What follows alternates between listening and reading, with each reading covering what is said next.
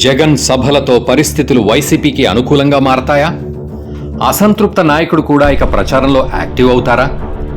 ఇప్పటి వరకు సైలెంట్గా ఉన్న నాయకులు కూడా బరిలోకి దిగుతారా అంటే అవుననే సమాధానమే వస్తోంది.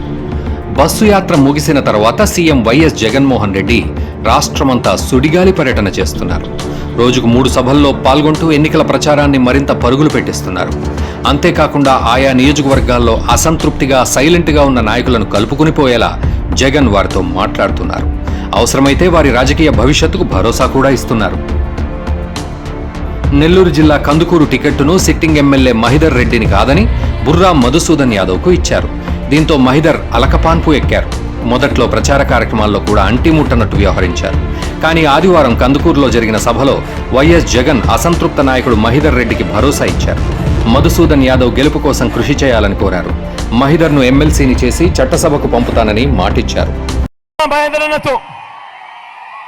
అన్నా ఈసారి బీసీలను ఇక్కడి నుంచి తీసుకొని రావాలి, బీసీల కోసం ఒక అడుగును వెనక్కి వేయాలన్నా, తర్వాత నీకు ఎమ్మెల్సీ ఇస్తానన్నా నేను గుండెల్లో పెట్టుకుంటాను, కానీ ఈసారి మాత్రం బీసీలను ఇక్కడి నుంచి తీసుకొని రావాలన్నా అని చెప్పి అడిగితే ఒక్క మాట కూడా వెనకడుగు వేయలేదు.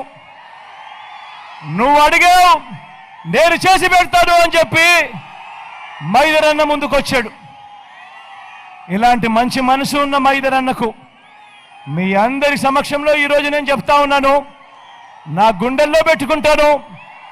మొట్టమొదటి అవకాశం వచ్చినప్పుడు అన్నను నా ఎమ్మెల్సీగా చట్టసభలో కూడా కూర్చోబెడతాను అని సభాముఖంగా ఈ సందర్భంగా తెలియజేస్తా ఉన్నాను. మహిదర్కు జగన్ ఇచ్చిన ప్రాధాన్యత చూసి ఆయన వర్గం కూల్ అయ్యింది. ఇప్పటి వరకు సైలెంట్గా ఉన్న మహిదర్ రెడ్డి అనుచర గణం జగన్ హామీతో ఎన్నికల బరిలో ఉత్సాహంగా దిగింది.